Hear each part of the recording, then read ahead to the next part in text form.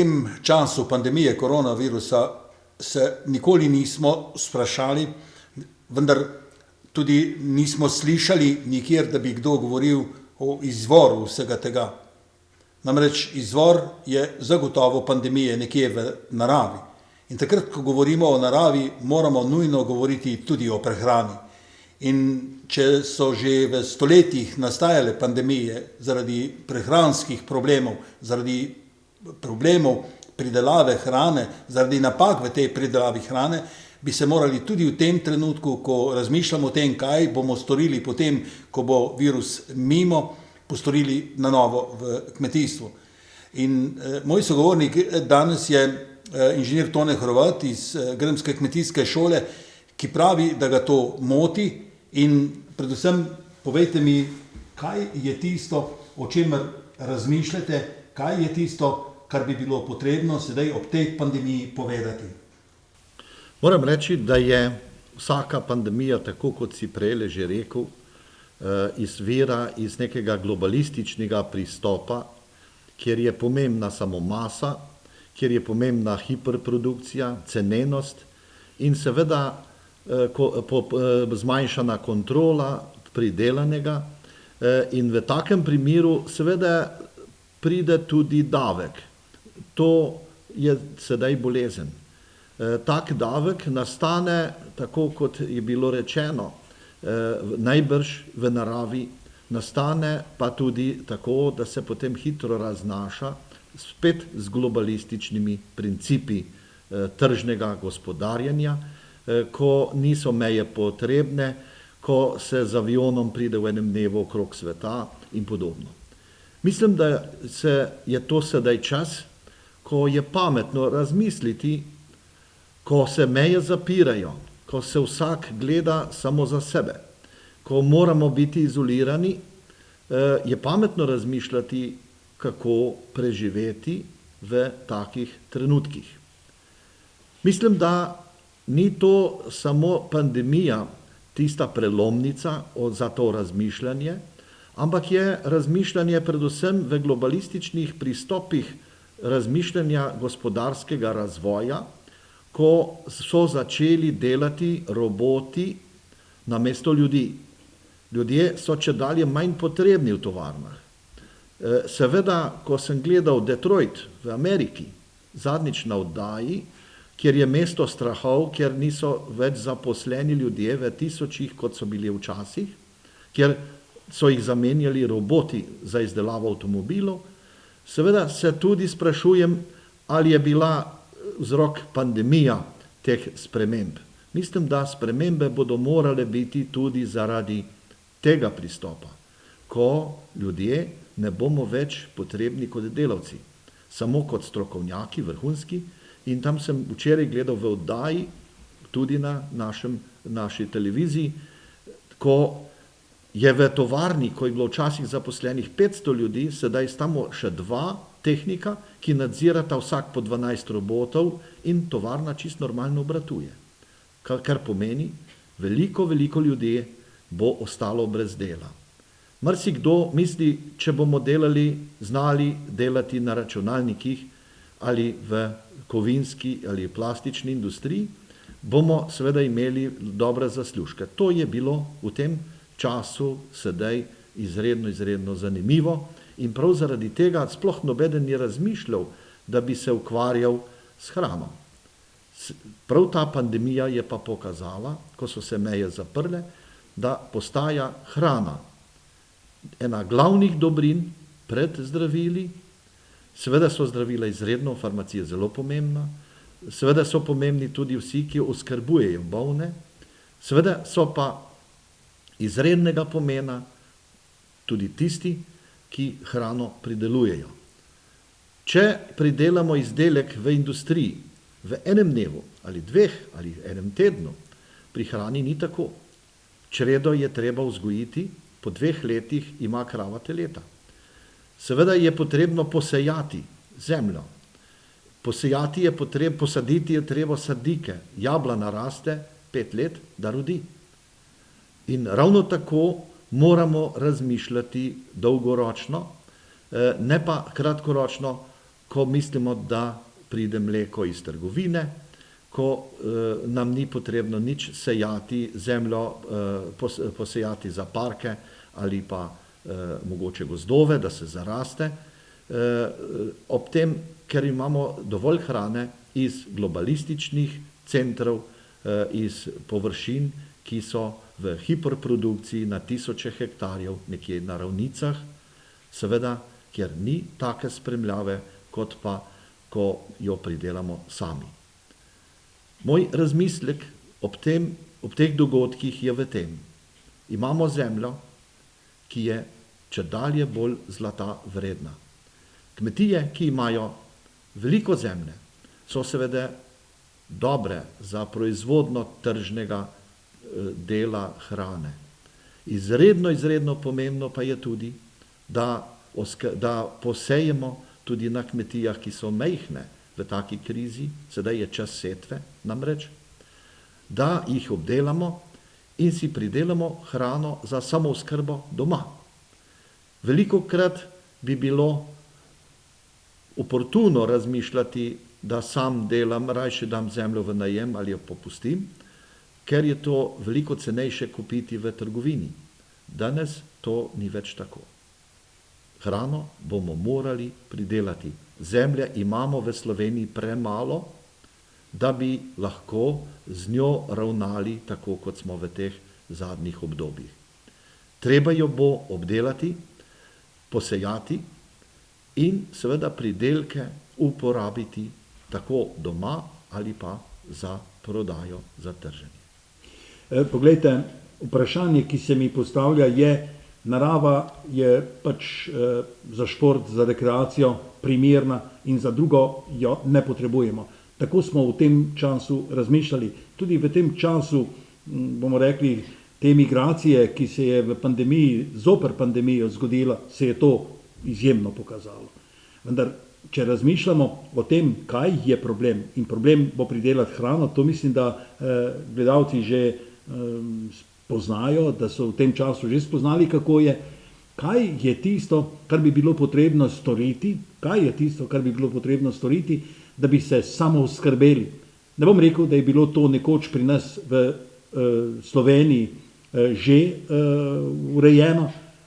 Pozabili smo na to, evropsko primerljivo kmetijstvo smo naredili, nekateri razmišljajo, da kmetijstva pač ne potrebujemo, saj to pripeljejo z ladjami, z avioni v našo državo. Kaj moramo storiti, kako bi bilo potrebno razmišljati, da bi se ta tok obrnil drugače? Govorim o samooskrbnosti, govorim o tem, da mogoče jutri meje ostanejo zaprte, kot so danes zaprte. Velika verjetnost je, da bodo meje zaprte dlje časa. Za sanacijo bo potreben čas.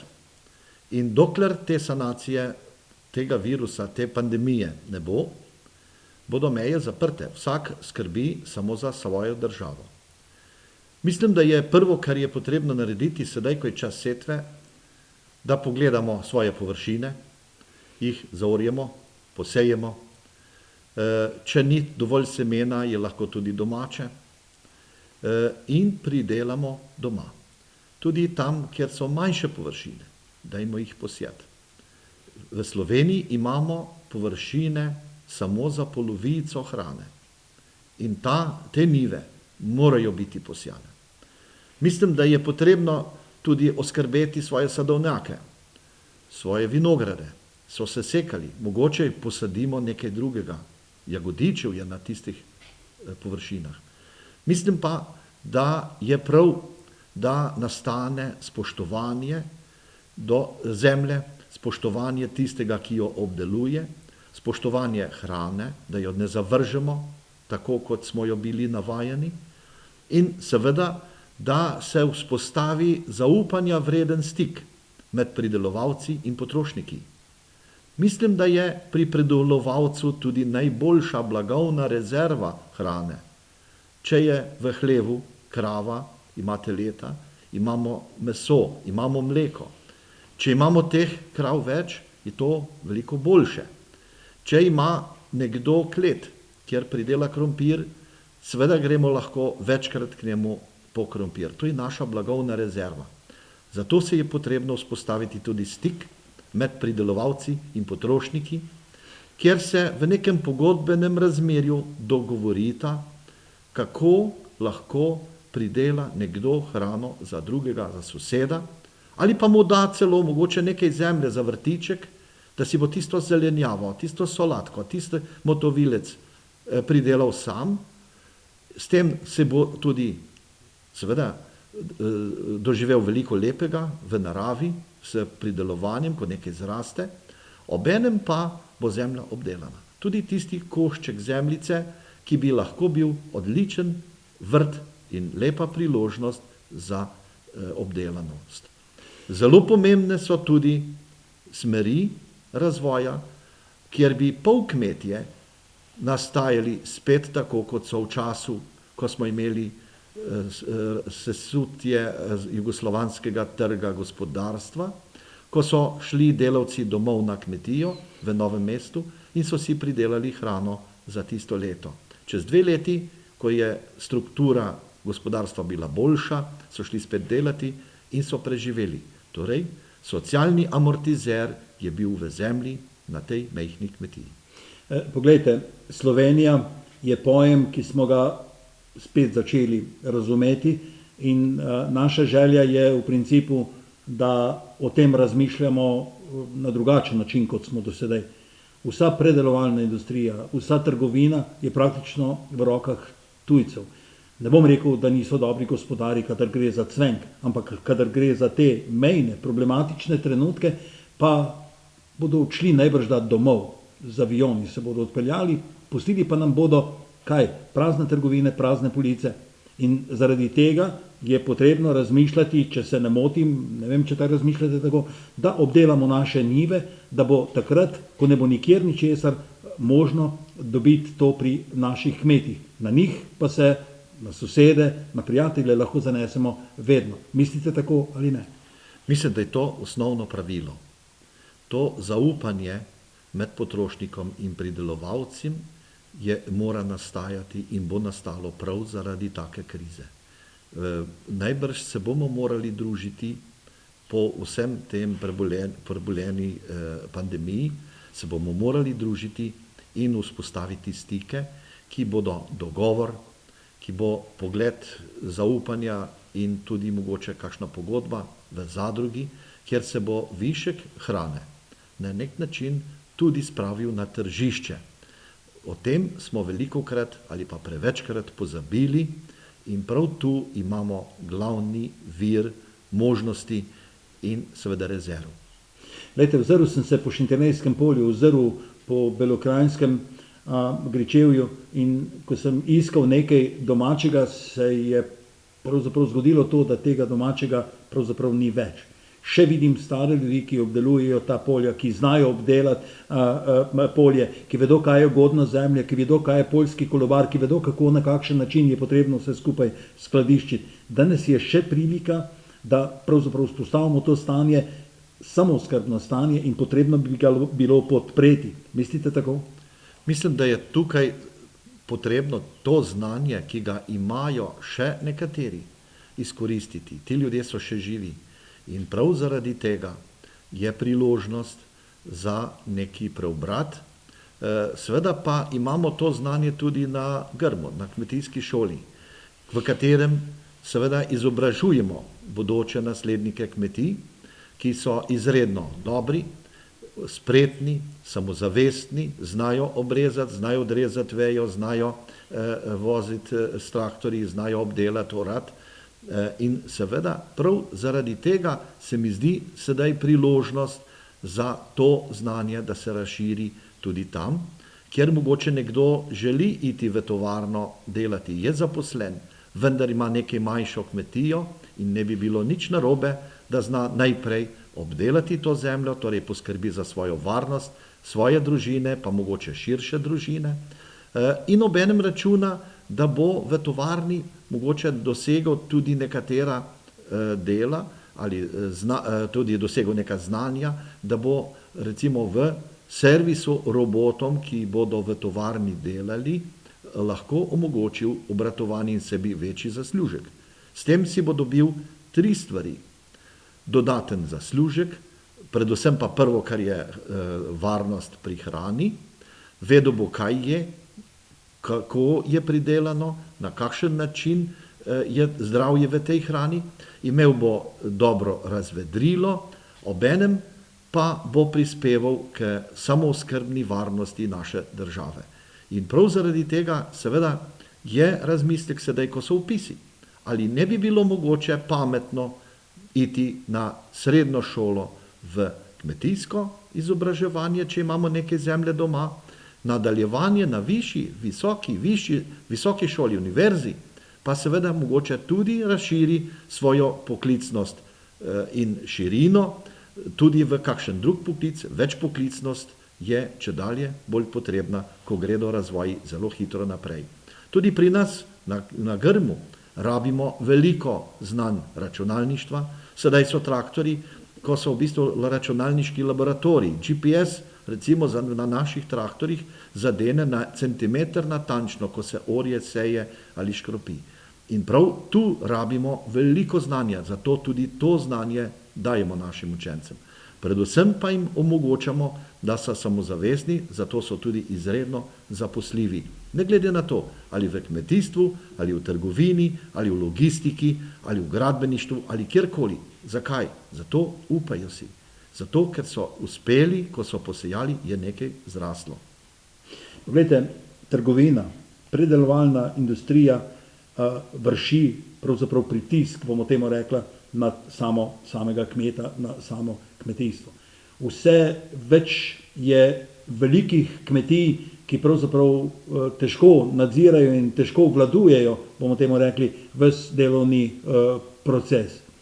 In ali ne bi bilo vredno še enkrat poudariti to, da je s samim znanjem na naši slovenski zemlji možno oskrbeti, prej ste rekel 50%, včasih, v mojih časih smo rekli 70% se lahko samo oskrbimo, vendar je potrebno poskrbeti za strukturo, za pravo strukturo tistih pridelkov, ki so, in seveda tudi denar imamo za to.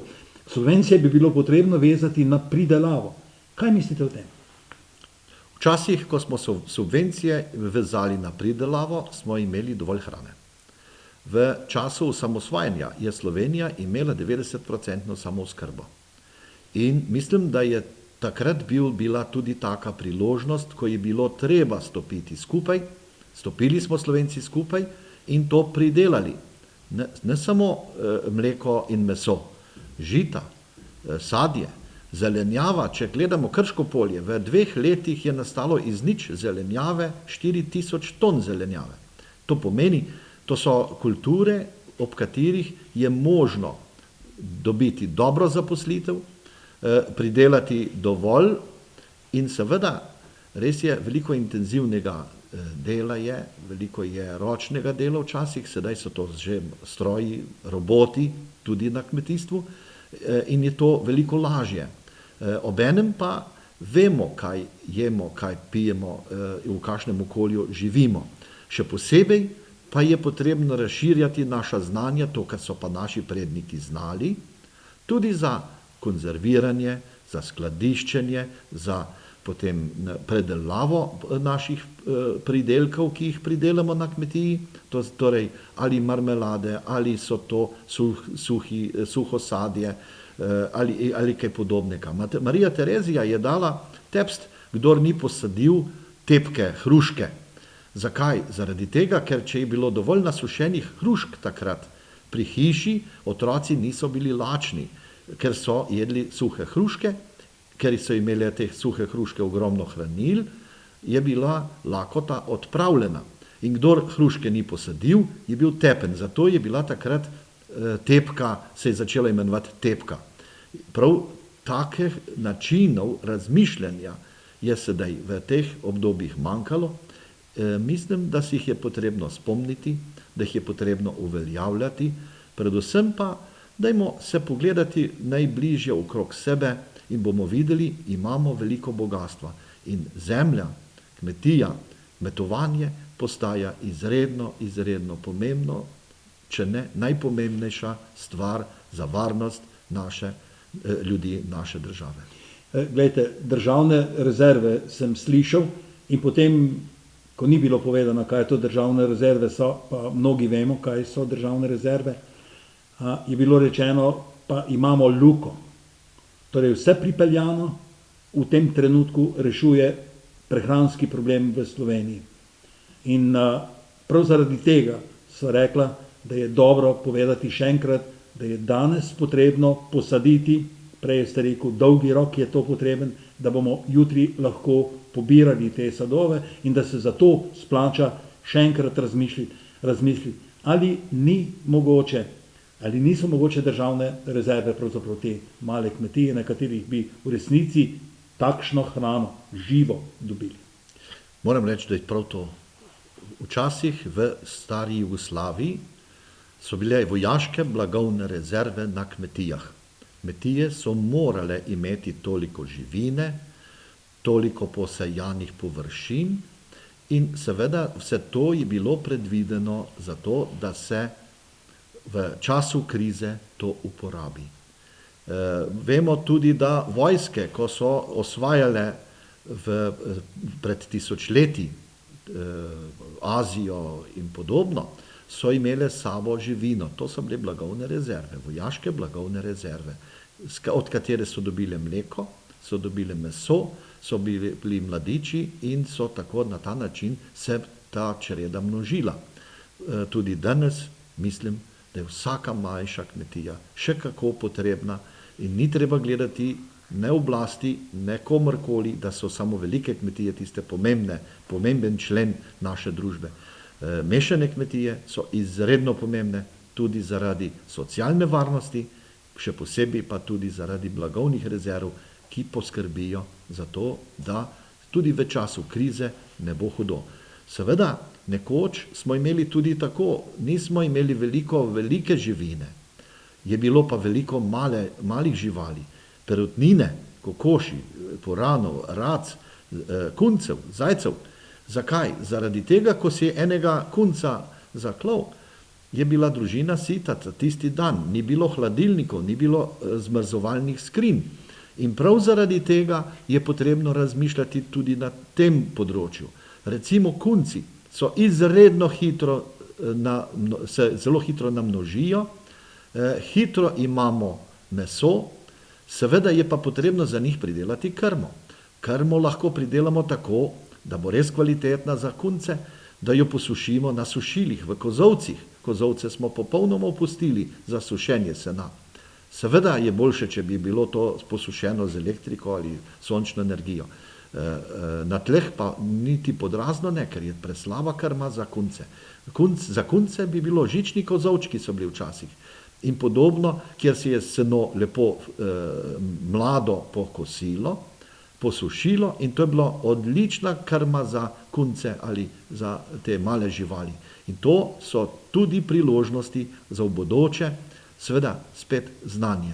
Razmislimo, pridobimo si to znanje in dajmo skupaj stopiti tudi v delu najbolj pomembnega člena ta trenutek, to je hrana.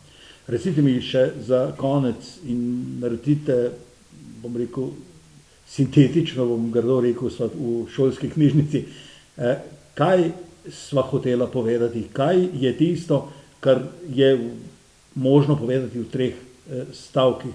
Sam bi rekel, brez kmetijstva, dragi prijatelji, ki načrtujete po tem virusu nov razvoj in brez načrta za to kmetijstvo ne bo šlo. Ja, birokracija je kmetijstvo sorazmerno močno ustavila, ravno tako tudi subvencije niso bile najbolj spodbudne za več pridelati, zato je potrebno narediti zasuk. Hrana je postala najpomembnejša dobrina in prav zaradi tega je postala največja dragocenost kmetijska zemlja, njive, travniki, sadovnjaki in tu je potrebno sedaj, ko je čas setve, posejati. Naprej, če hočemo posejati generaciji varnost, pa je potrebno si pridobiti znanje. Zato razmislimo še enkrat, ali ni napak razmišljati o tem, da tudi kmetijsko znanje pri vsakemu ki ima zemljo, je potrebno, in tudi pri potrošniku, ki bo moral tako ali drugače izbirati iz polic po kakovosti. In če bo imel znanje, bo kakovost lahko tudi dobil ali jo pa tudi predelal v svoji kleti.